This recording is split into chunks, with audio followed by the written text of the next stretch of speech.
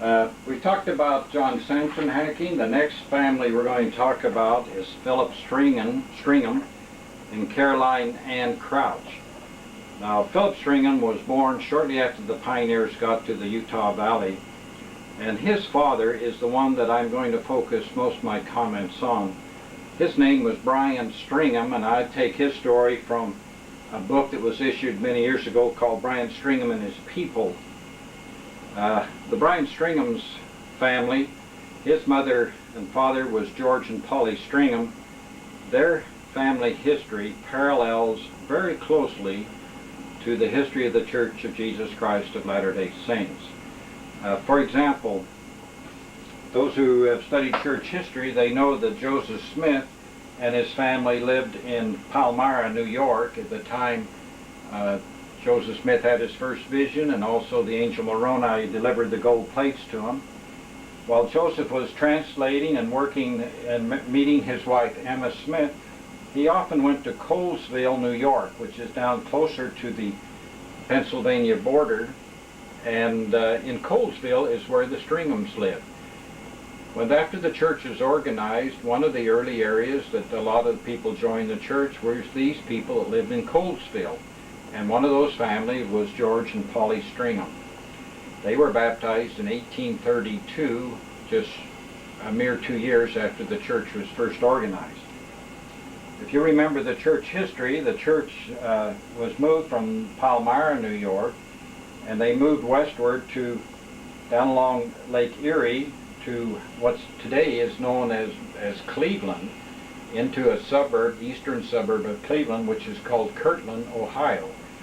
And the church moved there in the early 1830s, and the same thing with the Stringham family. The Stringham family sold their farm in Colesville, New York, and they went westward to Cleveland, Ohio, or rather the Kirtland, Ohio area.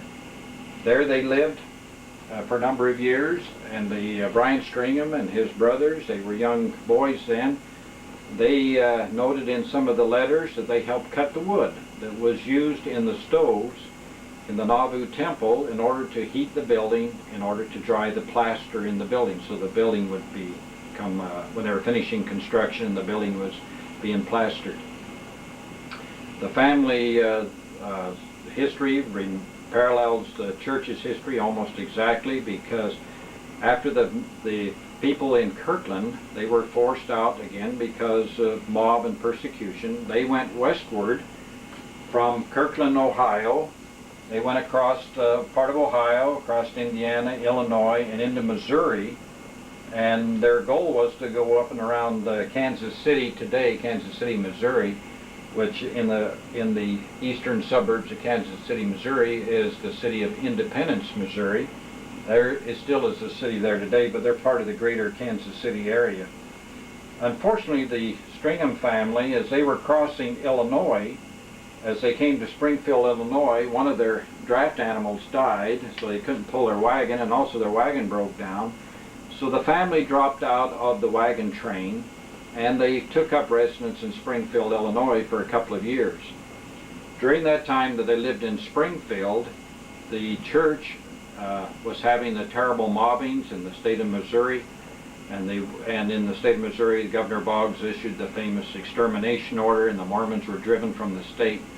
Well, the Stringham family was not caught up in those mobbings. They were living, as I pointed out, in Springfield.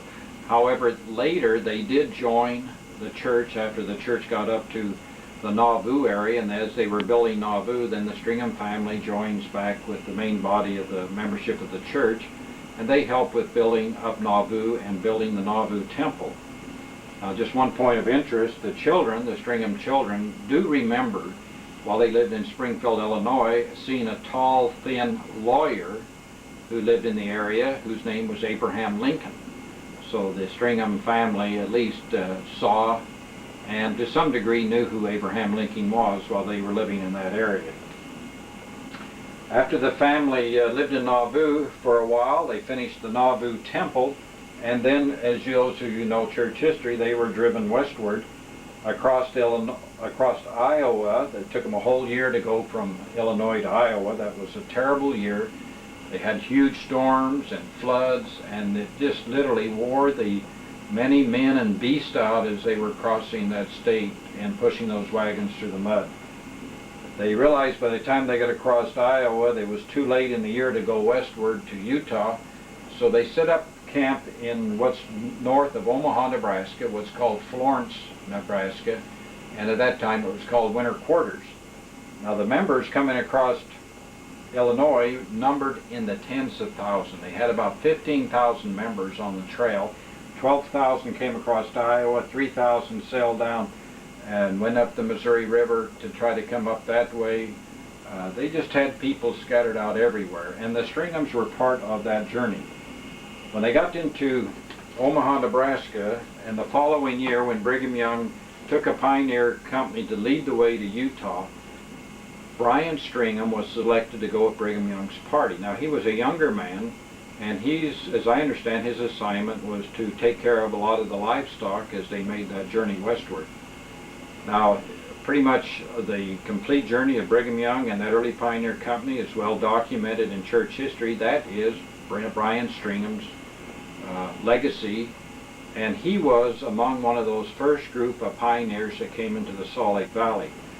Now on this trip, and maybe by the time you see this video you will have already visited This Is the Place monument, but I do want you to look on the monument, and on one side of it you'll find the list of those men that were in that first pioneer group, and you'll find the name of Brian Stringham. Now Brian Stringham from that point on was a close friend of Brigham Young's. He was asked to take care of the church's livestock. You remember in those days, a lot of the people, when they paid their tithing, instead of paying money, they paid either livestock or wheat or corn, whatever the family had they could give, they gave to the church. So the church had a good deal of livestock they had to take care of, and Brian Stringham was the one to take care of that livestock. And he spent many of his summers tending the livestock out on Antelope Island. Now, Antelope Island is one of the islands out in the Great Salt Lake that you can see as you ride along the shores of the Great Salt Lake. But that's where one of our ancestors, Brian Stringham, spent his young days. Now, one point about Brian Stringham, he was a very well-known man. He had an honorable name. He was thought highly of. And you might even note that the president of the church today, President Gordon B. Hinckley, and Brennan in the family, Brennan Bittner, is related to President Hinckley. But President Hinckley's father's name, if you remember it, his father's name is Bryant Stringham Hinckley. So here was President Hinckley's father was named after our ancestor, Brian Stringham, who was highly thought of. Just a few side notes. Brian Stringham was a man who was called to be a polygamist. He ended up, I think, with 5 wives before he was done. 3 of the wives were Ashby sisters, and we come from Susan Ashby, his first wife. And Philip Stringham was born to them right shortly after they got to the Salt Lake Valley. I think I have the date here, 1856, so that was about 9 years after the pioneers arrived in the valley that Philip Stringham was born. I'm going to catch my thoughts for a minute, and I'll hold up the trophy, so this is another time to pause, and when I come back I'll speak briefly about Caroline and Crouch. Hi, it's me, Uncle Dennis again. Before I leave the Stringham family itself, let me just say the Stringhams had been in America for a long time. A lot of the Stringham ancestors came over in the 1600s. In fact, I think Peter Stringham supposedly comes into America somewhere around about 1620s. You remember the Mayflower occurred on 1620s, so he came into the state of New York about the same time as the Mayflower people were landing up in Plymouth, Massachusetts. So the Stringham family history has been involved with the building of America through the Revolutionary War and through those early building years of this continent and this nation.